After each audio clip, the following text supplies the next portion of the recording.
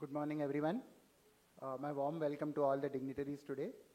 May I request Dr. Neelam Patel, Program Director, Niti Aayog, for her welcome address and to begin this gathering.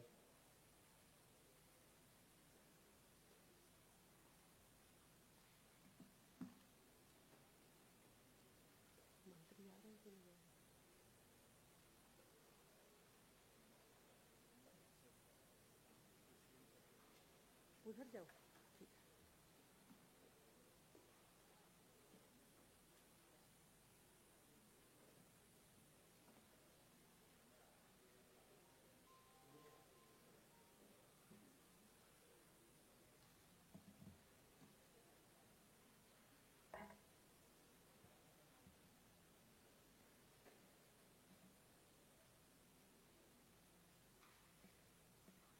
नमस्कार।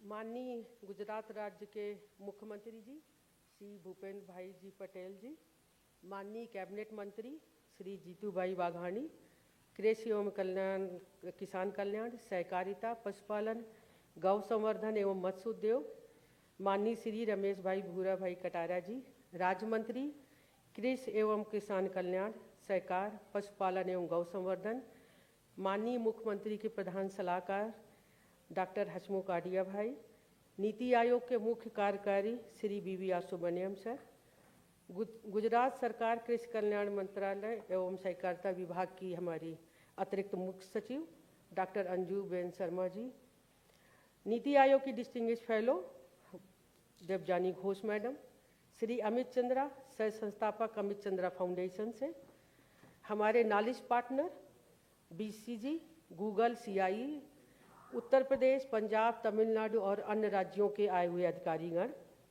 यहाँ पर उपस्थित media के लोग, industry partner, educational institutes, हमारे universities के आए वाइस चांसलर साहब और उनकी टीम, सरकारी विभागों से पधारे हुए सभी विशिष्ट अतिथि एवं आदरणीय जन समूह, आप सभी का मैं नीति आयोग की तरफ और गुजरात सरकार की तरफ से हार्दिक स्वागत करती हूँ। जैसा कि आप जानते हैं, माननीय मुख्यमंत्री जी के नेतृत्व में गुजरात ने कृषि के क्षेत्र में खेडूत भाइयों के लिए बहुत नई तकनीक की दिशा दी है और उसकी वजह से बहुत परिवर्तन देखने को मिला है। चाहे आप पर ड्रॉप मोर क्रॉप की सफलता को, कच्छ में सिंचाई का जो विस्तार हुआ, गुजरात ग्रीन रिवोल्यूशन कंपनी बनी, जबकि देश में और राज्य सोचते रहे, उसके माध्यम से स्मार्ट और प्रिसीजन फार्मिंग हो, ड्रोन का एप्लीकेशन हो, पूरी वैल्यू चेन और FPOs का सशक्तिकरण, और जब हम प्राकृतिक खेती की बात करते थे तो और देश में लोग विचार कर रहे थे, लेकिन माननीय मुख्यमंत्री जी के अभिनव कदम से गुजरात राज्य देश का पहला राज्य बना जिसने प्राकृतिक खेती पर अपना कोर्स कार्यक्रम लेके आए, और गुजरात राज्य ही एक पहला राज्य है जिसने Gujarat natural farming science university स्थापित करी। सर, बहुत फर्स्ट हैं जो आपके मार्गदर्शन में काम हो रहा है, और आपके प्रयास से गुजरात न केवल देश में बल्कि वैश्विक स्तर पर भी कृषि नवाचार एवं नीतियों के लिए मॉडल स्टेट के रूप में उभर रहा है। जैसा कि एक लक्ष्य है कि विकसित भारत हमें बनाना है 2047 तक, इसमें गुजरात की भूमिका बहुत निर्णायक होगी, और जहाँ पर इनोवेशंस हैं, टेक्नोलॉजी है और किसान केंद्रित नीतियाँ हैं, इन सबको ही को विचार करने के लिए आज एक रोड मैप का हम लॉन्च करेंगे यहाँ से। मैं चाहती हूँ हमारी सहयोगी नीति आयोग से देवजानी घोष इसके बारे में आगे बताएं। धन्यवाद।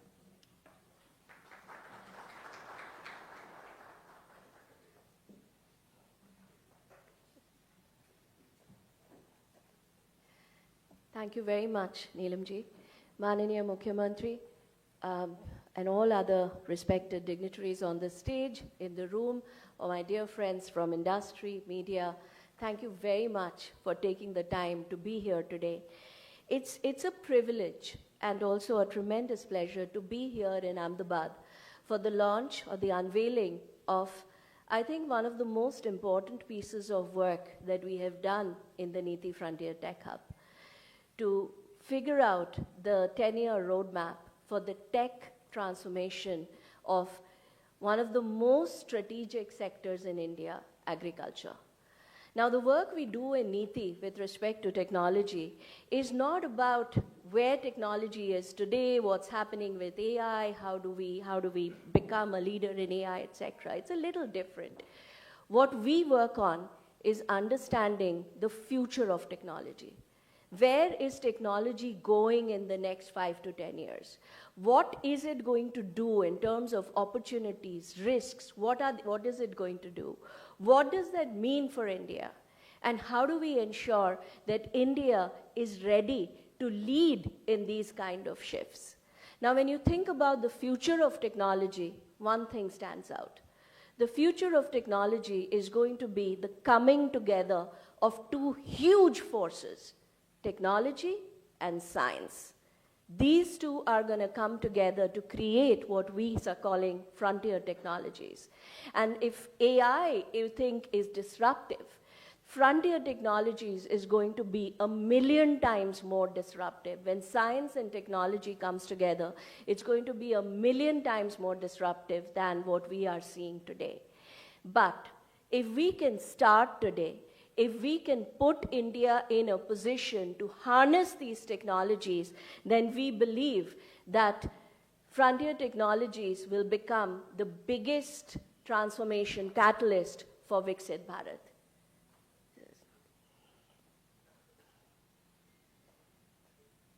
Sorry, can I? We believe that frontier technologies will become the biggest transformation catalyst for Viksit Bharat. Can you move to the next slide, please? Thank you. Next slide. The world of frontier technologies is very exciting. Think of it like a planetary system. Different technologies, advanced manufacturing, etc., revolving around the new sun, which is the layer of intelligence. And the magic here is not in individual technologies. The magic is in the convergence of these technologies, which is where the disruptions happen. Next slide. And it is being powered by 4 what we call revolutions, because these are not incremental changes. These are tectonic shifts that's taking place. The cognitive revolution, how intelligence is completely changing in machines. The biology revolution, how biology is moving from what we know it today to programmable biology, where you can code your DNAs just as you're coding software. The compute revolution, not just about quantum, where your compute is going to become exponentially more powerful, but omni-computing, where compute will become so small that eyes cannot see it, and so powerful that it can do pretty much anything. And it'll be, it's going to live on us, it's going to live in us in the form of miniaturized sensors. And of course, the energy revolution, without which none of this happens.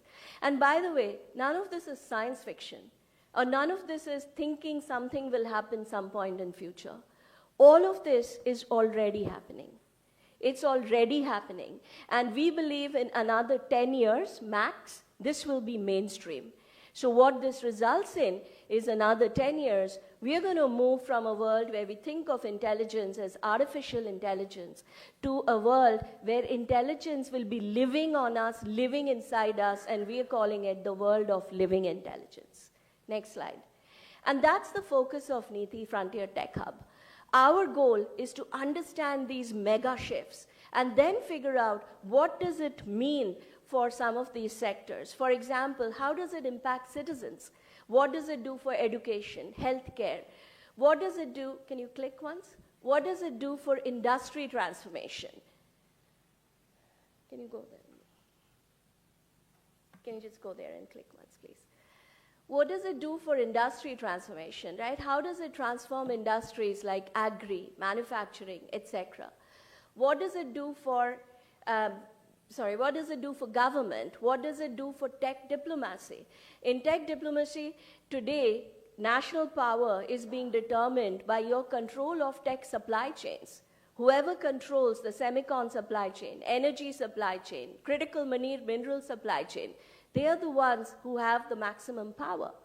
So this is the work we are doing in the Frontier Tech Hub. We have already released 4 such roadmaps on accelerated economy, on how technology will impact informal workforce in India, on how technology will impact jobs in India, and last but not the least, advanced manufacturing. And none of this will be possible without the support of what we call our expert community. Next slide, please.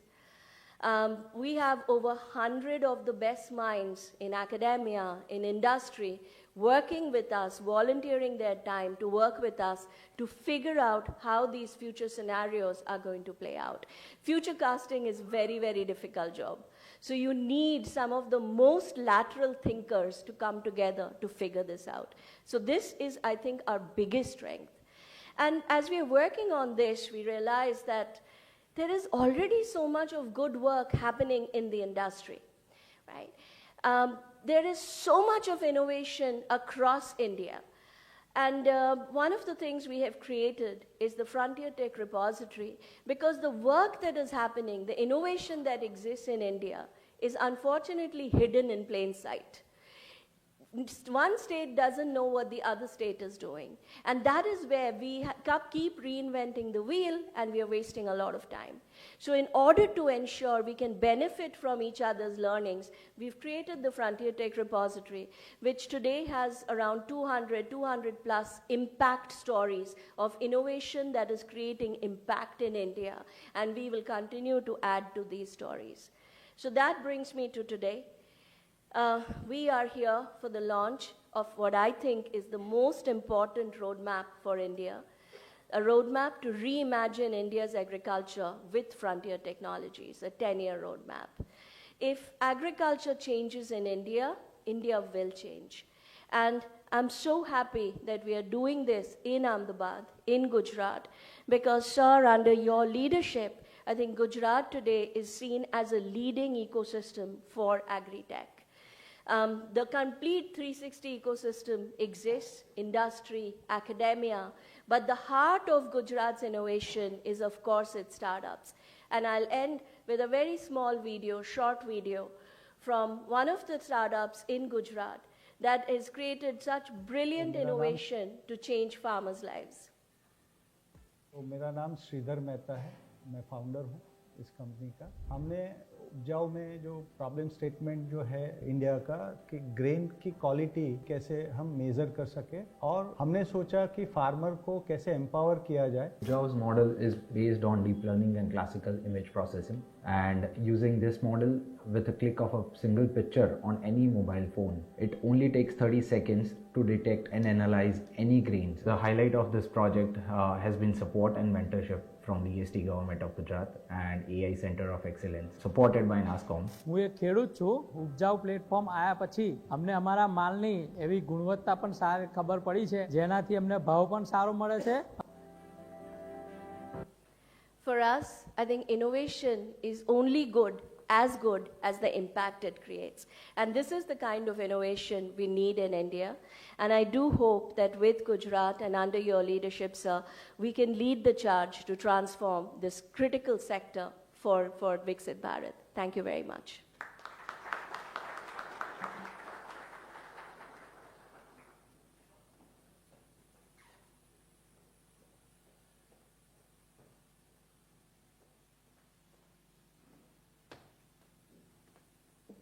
May I now request Aparna Bijapurkar, MD and partner BCG, to please share some insights from this roadmap.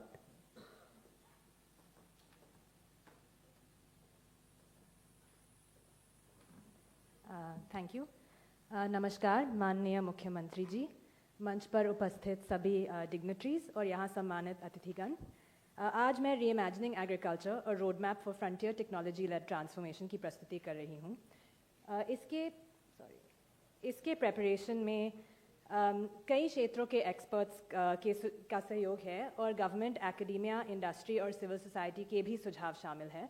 मैं उनको धन्यवाद देना चाहती हूँ। Agriculture दोनों people और planet के लिए बहुत ही महत्वपूर्ण है। लगभग 50% लोग आज के दौर पे एग्रीकल्चर और जुड़े हुए क्षेत्रों में रोज़गार प्राप्त करते हैं।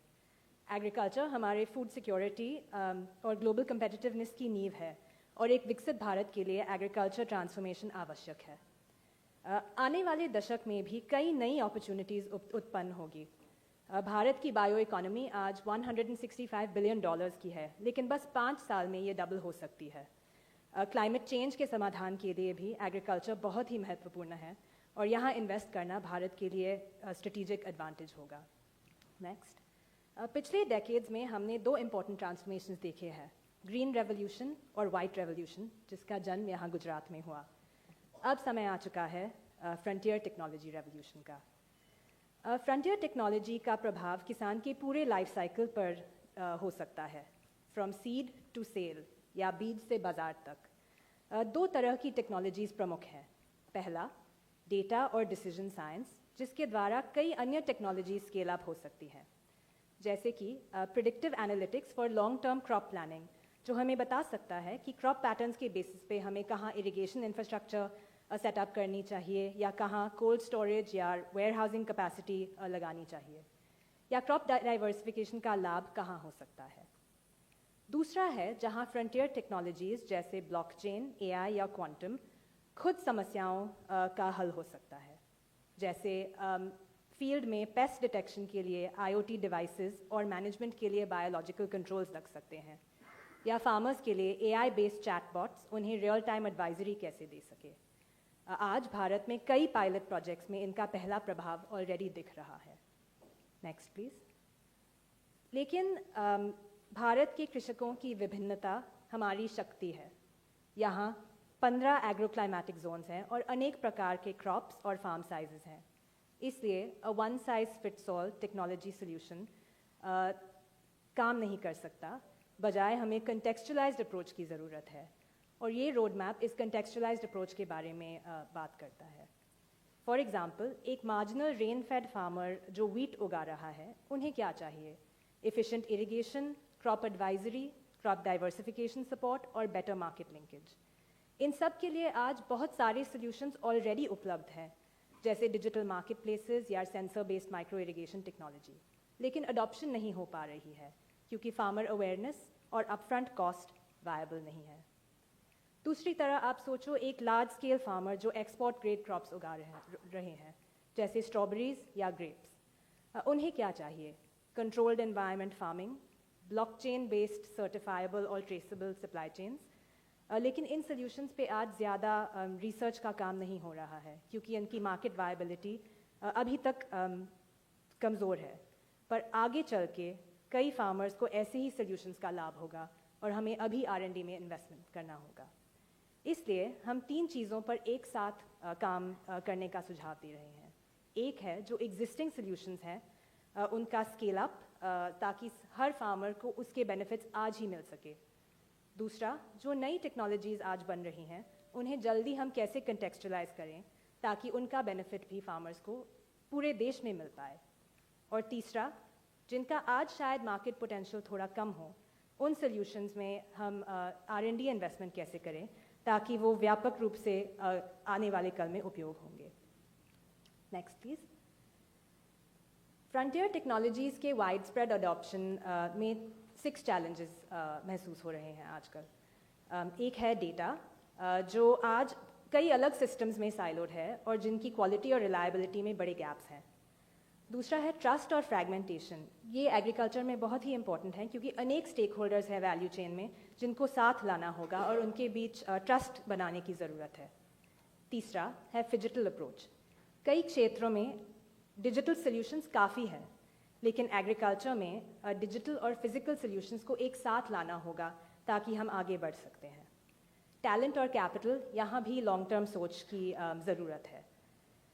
अगर हम इन चैलेंजेस को सॉल्व करें एक एक करके तो शायद हम इतनी जल्दी आगे नहीं बढ़ पाएंगे, लेकिन साइमल्टेनियसली अगर सॉल्व कर पाएँ तो इनका पोटेंशियल बहुत ज़्यादा होगा। जैसे कि अगर हम सोचो कि एक राज्य में फार्म मशीनरी और इम्प्लीमेंट्स का डेटा ढूंढ पाए और उन्हें एक प्लेटफॉर्म पे डालें ताकि किसान, ऑपरेटर्स और मशीनरी प्रोवाइडर्स एक साथ मिलके प्लेटफॉर्म पे आए ट्रस्ट बेस्ड इकोसिस्टम में। इसे उबराइजेशन हम कह सकते हैं। ये उबराइजेशन के माध्यम से हम फार्म मशीनरी का कॉस्ट कर पाएंगे और हर फार्मर तक इस तकनीक को पहुंचा पाएंगे। ऐसे ही अलग अलग सॉल्यूशंस पॉसिबल है कमर्शलाइजेशन और इनोवेशन अगर हम ये 6 चैलेंजेस को सॉल्व कर पाएँ। नेक्स्ट, तो इन चैलेंजेस का सोल्यूशन क्या हो सकता है? केंद्रीय सरकार ने ऑलरेडी डिजिटल एग्रीकल्चर मिशन को से एक मजबूत फाउंडेशन सेट किया है। इसके माध्यम 3 कोर रजिस्ट्रीज बन चुके हैं, फार्म, फार्मर और क्रॉप, और कई इनोवेशंस आ चुके हैं जैसे कृषि डिसीजन सपोर्ट सिस्टम या विस्तार। ये एक टेक ऑफ पॉइंट है। यहाँ से फ्रंटियर टेक्नोलॉजी लेड ट्रांसफॉर्मेशन शुरू हो सकती है, और इसके लिए 3 रिकमेंडेशंस हैं इस रोड मैप में। पहला, इन्हांस, जो भी अवेलेबल डेटा और डिजिटल टेक्नोलॉजीज़ हैं आज, उसे हर फार्मर तक हम कैसे पहुँचाएं। इसके लिए एक 360 degree AI ready data ecosystem की ज़रूरत है जो हमारे एग्री स्टैक के ऊपर बैठे। दूसरा, और ये बहुत इम्पॉर्टेंट है, आजकल एग्रीकल्चर में लास्ट माइल में कई सारे लोग पार्टिसिपेट करते हैं, agri extension workers, FPOs, cooperatives, drone दीदीज, सखीज़। इन्हें हम डिजिटली इनेबल कैसे करें? एक 2-वे मल्टी मोडल एक्सटेंशन सिस्टम द्वारा, ताकि वो खुद डिजिटली लिटरेट बने, उन्हें रियल टाइम एडवाइजरी मिले और वो फार्मर्स की हैंड होल्डिंग बेहतर कर पाएँ। तीसरा, यहाँ बहुत सारे स्टार्टअप्स मौजूद हैं, और भारत में बहुत बड़ा एग्रीटेक एक्सेलरेटर इकोसिस्टम है। इसे हम आगे कैसे ट्रांसफॉर्म करें ताकि वो और भी आउटकम ओरिएंटेड हो नेक्स्ट जेन कैपेबिलिटीज़ के साथ, ताकि ये market ready R&D based solutions ला पाए। दूसरा पिलर है रीइमेजिन। यहाँ हम अपने R&D और टैलेंट इकोसिस्टम की ट्रांसफॉर्मेशन के बारे में रिकमेंडेशंस देते हैं।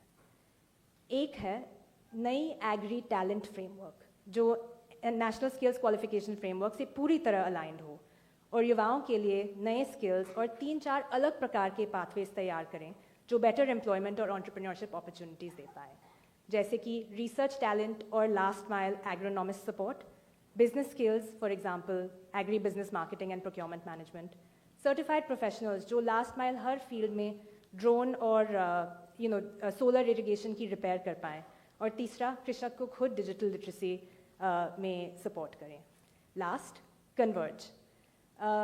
एग्रीकल्चर यूनिक है, यहाँ पब्लिक और प्राइवेट सेक्टर को साथ में मिलके काम करना होगा, और इसके लिए हम रेकमेंड कर रहे हैं कि एक frontier technology centre of excellence network, ये COEs देश के मोस्ट प्रेसिंग प्रॉब्लम्स पे फोकस कर सकते हैं, जैसे कि सीड टेक्नोलॉजी और प्रोडक्टिविटी को कैसे बढ़ाएं, वाटर यूज एफिशिएंसी, डेटा और इंसाइट्स पे AI बेस्ड सॉल्यूशंस कैसे बढ़ाएं, और एग्री पॉलिसी इंसाइटिंग यूनिट कैसे हम खड़ा करें ताकि हमारे रेगुलेशंस और पॉलिसी ज़्यादा अडेप्टिव बन सके। Sorry, next, I think in closing हम आज गुजरात में खड़े हैं। माननीय मुख्यमंत्री जी ने एक बहुत ही इम्पॉर्टेंट विजन आउटलाइन किया है for agricultural growth and productivity, और यहाँ अमूल का जन्म हुआ है, और यहाँ नई तकनीकी जैसे इंटीग्रेटेड एग्री, सोलराइजेशन और इरिगेशन फॉर फ्रंट पे ला चुके हैं। विकसित गुजरात के विजन में भी फ्रंटियर टेक्नोलॉजी के नॉर्थ स्टार के लिए कई चीज़ें की जा सकती हैं, जैसे एग्री कोष का पहला इंस्टेंस यहाँ लॉन्च हो सकता है, या भारत का पहला COE गुजरात में पैदा हो सकता है। फ्रंटियर टेक्नोलॉजीज़ इनोवेशन और अडॉप्शन से हमारा सेक्टर और हमारे फार्मर्स को बहुत लाभ प्राप्त हो सकती है। इसकी सफलता के लिए पूरा इकोसिस्टम का सहयोग एसेंशियल है। Thank you very much.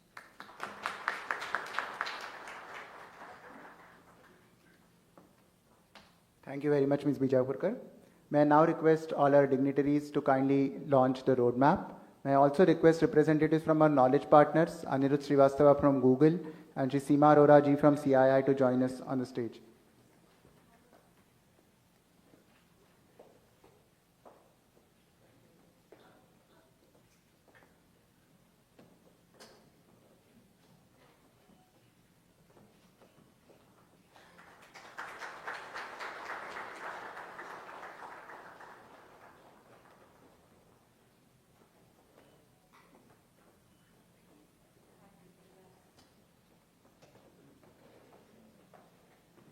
Thank you. May I now request Shri Amit Chandra, co-founder ATE Chandra Foundation, to please share his perspectives.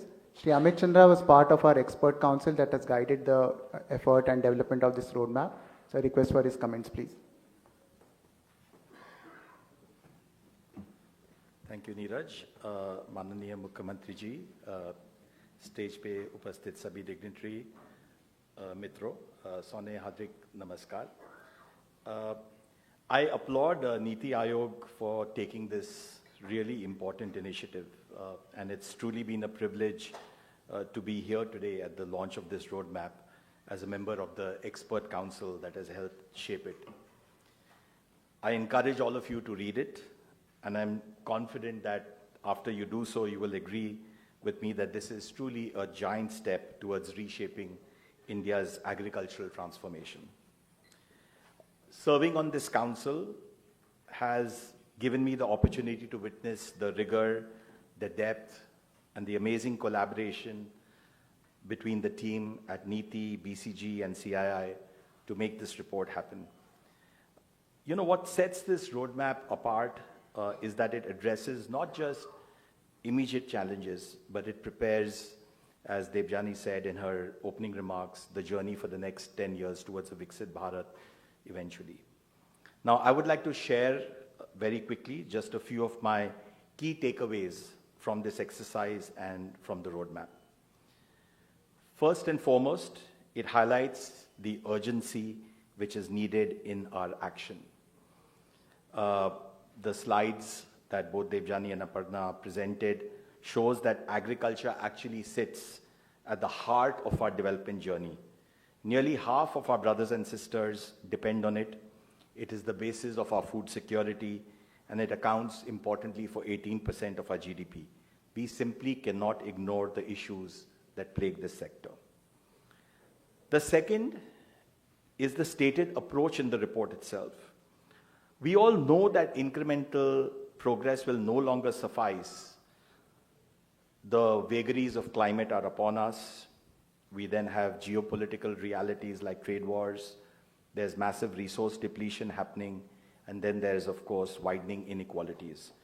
All of this requires that we change from an incremental approach to one of step changes. This roadmap recognizes that the good news is that technology gives us that opportunity and hope. However, to achieve that, we need to move sensibly. We need to do execution at scale. We need to do that in a mission mode. Ideas, therefore, in this roadmap should not just be treated as another report, but as a clarion call to action. We need to experiment. We need to then quickly move from pilots to platforms, from innovation to implementation. The third point I want to make is that this roadmap doesn't just treat technology as a silver bullet, as Aparna pointed out. It starts with the farmer at the center of things, recognizing that there's an aspiring rain-fed farmer, a transitioning market-linked farmer, and an advanced export-oriented farmer, and that their realities are actually very different. By anchoring realities of each farmer, recommendations have been designed and archetypes have been developed, and the roadmap therefore makes technology meaningful, contextual, and human. It also reminds us that the unit of change is not often the farmer alone, but the entire ecosystem around them. The government, FPOs, GUTs, startups, entrepreneurs, cooperatives, and the digital and physical enablers. It's only when all of this comes together that we'll have the change we want to see. Fourth, as Aparna had a wonderful slide, the roadmap recognizes the power of 6 deep-rooted roadblocks, and I won't go into each one of them. It's this integrated lens that makes this roadmap truly actionable and highlights why its recommendations for the Digital Agricultural Mission 2.0 are relevant and timely. So as I conclude, I want to underscore that there is significant opportunity for leadership in this space. Now, I have worked closely with Gujaratis all my life since I've built 2 companies in financial services. And my mentor is a Gujarati himself. Now, I know if there's any place which has a deep entrepreneurial spirit and now has a strong digital backbone, it's this very land. It's also the land which has been responsible for the white revolution. So the next agricultural revolution can well happen here. It's a revolution that needs to be powered by technology. It's a revolution which will make agriculture inclusive, sustainable, innovation-led. If the green revolution fed India, the next one can aspire to make our farmers resilient and, importantly, wealthier. Let's all work together to make sure that this roadmap translates into policy, partnerships, and commitments that shape the future and the journey of India's farmers to be a key part of Viksit Bharat. Thank you.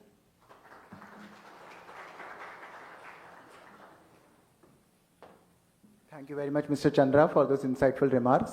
May I now request Sri BVR Subramaniam, CEO Niti Aayog, for his remarks, please.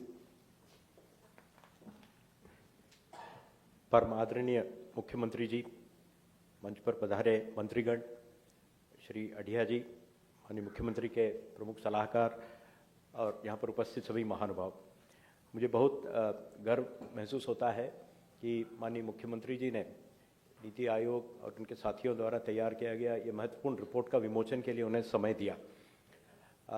मैं उनको धन्यवाद भी देता हूँ और एक बात यहाँ कहना चाहता हूँ कि भारत में माननीय प्रधानमंत्री के आह्वान पर सबसे पहला राज्य जिन्होंने अपना विजन लिखा था वो गुजरात में ही था और 2024 की जनवरी में विकसित आपके वाइब्रेंट गुजरात समिट में आपने उसका विमोचन किया। दूसरा, ग्रोथ हब के नाम पर सूरत इकोनॉमिक रीजन का योजना भी सबसे पहला राज्य जिन्होंने बनाया था वो भी गुजरात था। और ये आज बहुत ही महत्वपूर्ण बात यह है कि इस बहुत ही अहम रिपोर्ट का विमोचन भी गुजरात में ही हो रहा है और उसका कारण भी है, ये मैं 1 मिनट में बता दूंगा और मेरे पूर्व वाले वक्ताओं ने भी बताया था। भारत को अगर विकसित भारत होना है तो गुजरात को तो विकसित भारत से भी एक कदम आगे रहना है, ये जरूरी है। और आपके विजन में लिखा है कि गुजरात का लक्ष्य $45,000 का होगा, तभी देश का एवरेज भी $18-20,000 तक उठेगा। ये बहुत ही गर्व की बात है। लेकिन अगर विकसित भारत बनना है तो छोटी छोटी कदमों से हम वहां नहीं पहुंच पाएंगे। प्रधानमंत्री भी जी कहते हैं ट्रांसफॉर्मेशनल, इंक्रीमेंटल नहीं चलेगा, मूलभूत परिवर्तन से ही हम वहां पहुंच पाएंगे। और मूलभूत परिवर्तन केवल इंडस्ट्री से ही नहीं होगा या सर्विसेज से, कृषि से ही शुरू करना है। और इसीलिए आज हम ये जो फ्रंटियर टेक्नोलॉजी की बात कर रहे हैं, ये कृषि को दृष्टि में रखकर हम बात कर रहे हैं, वो ये रिपोर्ट है। रिपोर्ट की अहमियत उसकी वजन या उसके कितना मोटा है उससे नहीं होता है, उसके अंदर क्या है उसके ऊपर होता है। ये बहुत ही अहम रिपोर्ट है इस दृष्टि से। एक चीज हम सब लोग भूल जाते हैं, कई लोगों को ये आंकड़ा मालूम नहीं होता है, दुनिया में सबसे अधिक कृषि भूमि वाला देश भारत है। अमेरिका से भी कुछ चंद 100 किलोमीटर ज्यादा भूमि पे हमारे यहाँ खेती होती है। इसका मतलब हम यदि खेती सही प्रोडक्टिविटी के साथ करें, हम विश्व के आधे आबादी को हम लोग खिला सकते हैं। यह हमारी अंदरूनी ताकत है, इसी को हमें प्राप्त करना, यही हमारा गोल होना है। तो यदि हमें कृषि में एक पैराडाइम शिफ्ट, मूलभूत परिवर्तन लाना है, और सामने बहुत सारे चैलेंजेस है, क्लाइमेट हो, नेचुरल रिसोर्सेज, पानी, प्रदूषण, इसकी कठिनाइयां हो, इन सबको देखते हुए टेक्नोलॉजी की एक बहुत ही अहम और महत्वपूर्ण भूमिका है, वही यह रिपोर्ट दर्शाता है। दूसरी बात, आपने जो प्रेजेंटेशन में देखा, ये एक वन साइज फिट्स ऑल नहीं चलेगा। जैसे हर प्रकार के व्यक्ति का हम जैसे MSME कहते हैं, माइक्रो स्मॉल मीडियम एंटरप्राइज, इसी तरह किसान भी एक तरह का व्यक्ति नहीं होता, इसीलिए उनको 3 ग्रुपों में बांटा गया है। एक छोटे किसान है 70-80%, 10-20% होते हैं जो मध्यवर्ती किसान होते हैं, 5-10% वो किसान होते हैं बहुत ही संपन्न और बड़े, और सबके लिए टेक्नोलॉजी की उपयोगिता है। और बट सबका जो टेक्नोलॉजी उसके लिए आवश्यक है वो तो थोड़ा फर्क है, वही ये रिपोर्ट में दर्शाया गया है। उसी प्रकार हर राज्य की भी आवश्यकता अलग होती है, गुजरात का अलग होगा, हिमाचल का अलग होगा, महाराष्ट्र का भी अलग होगा और दक्षिण भारत का भी अलग होगा, वो भी रिपोर्ट में दर्शाया गया है। तो इस रिपोर्ट में एक प्रैक्टिकल क्रियान्वयन करने की दृष्टि से क्या हम कर सकते हैं, वो इसमें सुझाव दिए गए हैं। बेसिकली रिपोर्ट में क्या है कि टेक्नोलॉजी को किसान के हाथ तक कैसे पहुंचाएं। और आपने वो स्लाइड में, दूसरा स्लाइड में लिखा था कि खेती को शुरू करने से पहले प्लानिंग से लेके वहाँ के बीज या जमीन की तैयारी से शुरू होकर कब उसमें फर्टिलाइजर देना हो, पेस्टिसाइड देना हो, कब पानी छोड़ना हो, और उसके बाद कब फसल काटना है और काटने के बाद कैसे मार्केटिंग करना है, सब स्तर पर टेक्नोलॉजी बहुत गति से बढ़ रहा है। इस सब को इंटीग्रेट करके, एकजुट करके किसान के हाथ में पहुंचाना जरूरी है। कुछ हद तक सरकार कर सकती है, बट ज़्यादातर हमें स्टार्टअप्स और एग्रीटेक, इन प्राइवेट लोगों का मदद लेके, सो तीनों लोगों का इसमें आवश्यकता है, सरकार का, इंडस्ट्री का और जो हमारे शिक्षा के क्षेत्र के एकेडमिक्स है। तीनों अगर मिलके करेंगे तो एक जो परिवर्तन होगा, ये हम एक्चुअली इसकी कल्पना भी करना मुश्किल है। और कुछ जगहों पे इसको एक एग्जाम्पल के तौर पे, एक्सपेरिमेंट के तौर पे ऑलरेडी दिख भी रहा है। क्या इसके लिए करना चाहिए वो रिपोर्ट में है, लेकिन एक दो ही चीजें कहूंगा। गुजरात क्यों हमने चुना है सर, कि आपसे आग्रह किया था। कृषि में ऑलरेडी गुजरात देश के अग्रणी राज्यों में एक है।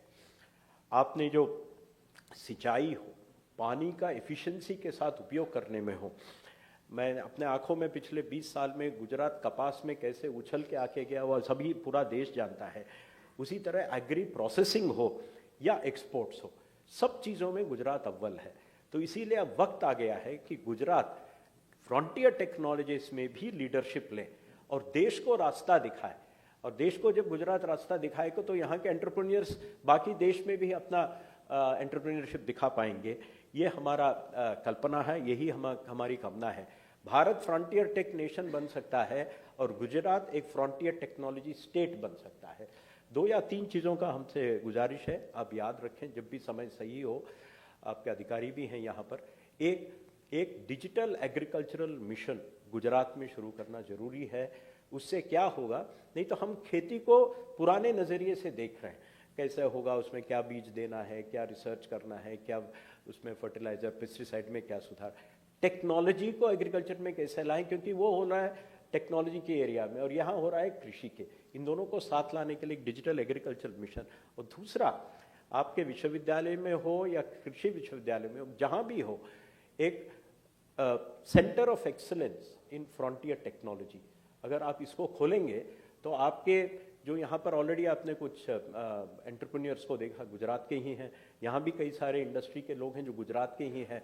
इन लोगों में ऊर्जा आएगी, जब बातचीत होगी तो उसका सोल्यूशन भी निकलेगा और उसी से समाधान के बाद आपको प्रगति भी दिखेगी। यही आपसे गुजारिश है। मैं बहुत बहुत धन्यवाद व्यक्त करता हूँ और विश्वास रखता हूँ कि अभी तक हर चीज़ में जैसे गुजरात आगे रहा है, एग्रीकल्चर में, कृषि में, टेक्नोलॉजी के क्षेत्र में भी गुजरात सबसे आगे रहेगा। धन्यवाद।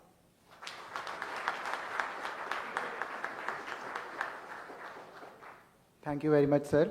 May I now request Honorable Chief Minister of Gujarat, Shri Bhupendra Bhai Patel ji, to address the gathering.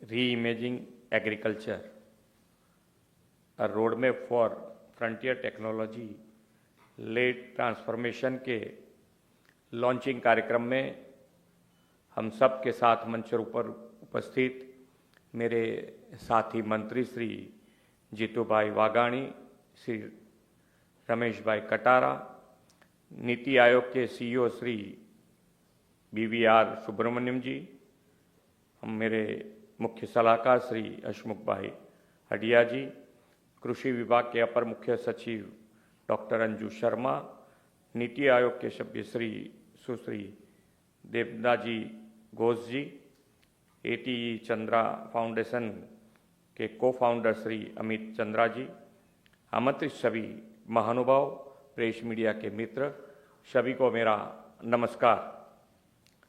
हमने हाल ही में भारत के लौह पुरुष सरदार वल्लभ भाई पटेल की 150वीं जयंती मनाई है। ऐसे महान महापुरुष की पावन भूमि गुजरात में आप सभी का हृदय से स्वागत और अभिनंदन करता हूँ। विश्व नेता और हमारे यशस्वी प्रधानमंत्री श्री नरेंद्र भाई मोदी जी ने गुजरात की इस धरती पर विकास के जो बीज बोए थे, आज गुजरात को उनके मधुर फलों का लाभ मिल रहा है। प्रधानमंत्री जी ने सबका साथ सबका विकास के मंत्र के साथ यह स्पष्ट किया है कि ज्ञान मतलब गरीब, युवा, अन्नदाता और नारी शक्ति ही राष्ट्र निर्माण के 4 मुख्य स्तंभ हैं। उन्हीं के सामूहिक सशक्तिकरण से नया भारत का निर्माण संभव है। आज का कार्यक्रम प्रधानमंत्री जी के उन्हीं 4 स्तंभों में से एक अन्नदाता को समर्पित है और उन्होंने सशक्तिकरण की दिशा में एक महत्वपूर्ण पहल भी है। मुझे यह बताते हुए हर्ष हो रहा है कि गुजरात ने नीति आयोग की कई महत्वपूर्ण पहलों को साकार करने में अग्रिम भूमिका निभाई है। नीति आयोग के मार्गदर्शन में देश में जो 4 ग्रोथ हब विकसित किए जा रहे हैं उनमें सूरत इकोनॉमी रीजन भी शामिल है। इस क्षेत्र के 6 जिलों को ग्रोथ हब के रूप में विकसित करने की योजना भी शुरू कर दी गई है। गुजरात नीति आयोग की पहलों को अपनाने और उन्हें प्रभावी रूप से लागू करने में हमेशा अग्रणी राज्य रहा है। नीति आयोग की पैटर्न पर हमने भी राज्य स्तर पर एक थिंक टैंक गुजरात राज्य इंस्टीट्यूशन फॉर ट्रांसफॉर्मेशन यानी कि ग्रिड की स्थापना की है। ग्रिड के माध्यम से हमने राज्य में 6 आर्थिक क्षेत्रों को डेवलप करने के लिए हाल ही में रीजनल इकोनॉमी मास्टर प्लान को भी लॉन्च कर दिया है। मुझे पूरा विश्वास है कि प्रधानमंत्री श्री नरेंद्र भाई मोदी के विकसित भारत 2047 विजन को विकसित गुजरात 2047 के रूप में साकार करने के लिए राज्य ने सशक्त रोडमैप तैयार किया है। इस रोडमैप को तैयार करने में नीति आयोग के बहुमूल्य सुझावों ने भी हमें अहम भूमिका निभाई है। आज गुजरात की धरती से किसानों के हित में तकनीकी उपयोग को बढ़ावा देने के लिए नीति आयोग के राष्ट्रीय स्तर के एक महत्वपूर्ण डॉक्यूमेंट का विमोचन हुआ है। यह डॉक्यूमेंट टेक्नोलॉजी ड्रिवन डेवलपमेंट के माध्यम से हमारे अन्नदाता किसानों के सपनों को साकार करने का आधार बनेगा। मुझे विश्वास है कि यह डॉक्यूमेंट प्रधानमंत्री जी के विकसित भारत के विजन को साकार करने में भी महत्वपूर्ण भूमिका निभाएगा। यह नया रोडमैप भारत के एग्रीकल्चर सेक्टर को भविष्य के लिए तैयार करने की एक महत्वपूर्ण ब्लूप्रिंट है। इसमें तकनीकी को केवल मशीनरी तक सीमित न रखते हुए डेटा कनेक्टिविटी और इंटेलिजेंस को भी सीधे कृषि व्यवस्था में संकलित करने का विजन प्रस्तुत किया गया है। इस डॉक्यूमेंट के मुख्य दिशा निर्देश एग्रीकल्चर को लेकर गुजरात के विजन के साथ भी पूरी तरह से सुसंगत है, ऐसा मेरा मानना है। गुजरात ने भारत सरकार की नीति के अनुरूप ही क्रॉप डाइवर्सिफिकेशन और सस्टेनेबल एग्रीकल्चर को बढ़ावा देने के लिए विकास की कई नई पहल की है। राज्य सरकार ने टेक्नोलॉजी और मॉडर्न टूल्स की सहायता से खेती को अधिक प्रोडक्टिव बनाने की दिशा में अनेक प्रोत्साहन कदम उठाए हैं। डिजिटल एग्रीकल्चर को प्रोत्साहित करने के लिए national e governance plan for agriculture, digital crop survey और फार्मर रजिस्ट्री जैसी योजनाओं का अमलीकरण शुरू किया गया है। डिजिटल एग्रीकल्चर के अंतर्गत किसानों को राज्य सरकार की विभिन्न कल्याणकारी योजनाओं के लाभ के लिए ऑनलाइन आवेदन और भुगतान सुविधा प्रदान करने के लिए आई खेडूत पोर्टल विकसित किया गया है। राज्य सरकार के इन प्रयासों के परिणाम स्वरूप ही अधिक से अधिक किसान टेक्नोलॉजी आधारित एग्रीकल्चर को अपनाने के लिए प्रोत्साहित हुए हैं। डिजिटल एग्रीकल्चर को और अधिक सफल बनाने के लिए गुजरात ने एक डेडिकेटेड डिजिटल इंफ्रास्ट्रक्चर तैयार करने का लक्ष्य निर्धारित किया है।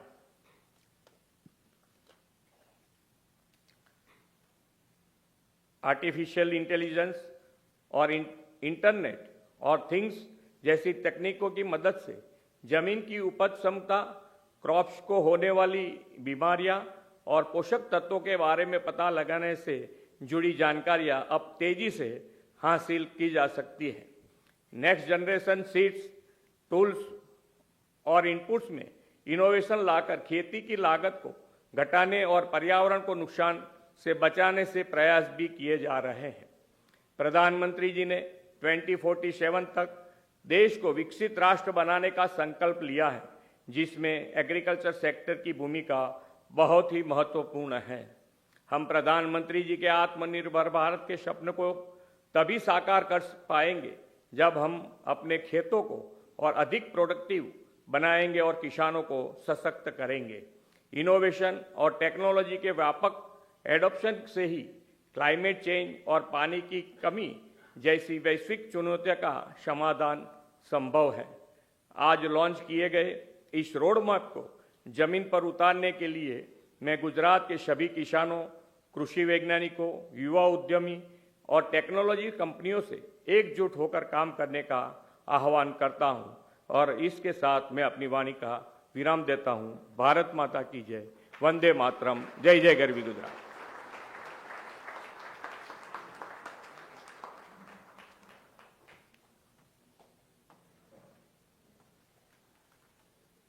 Thank you very much, Honorable Chief Minister, sir, for your remarks and inspiration. With this, we come to an end to today's program.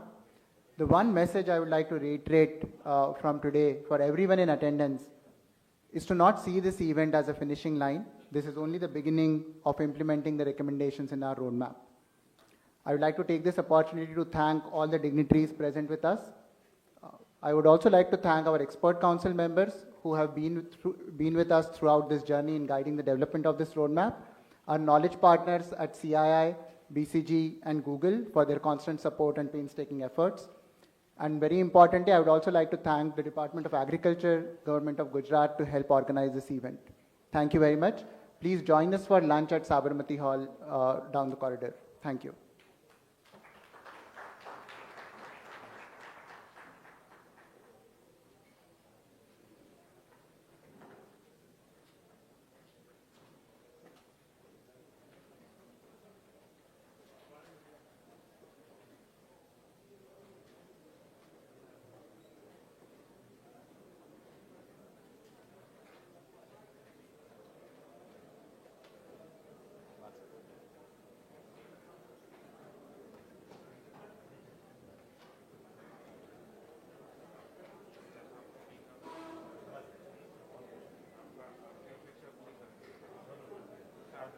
I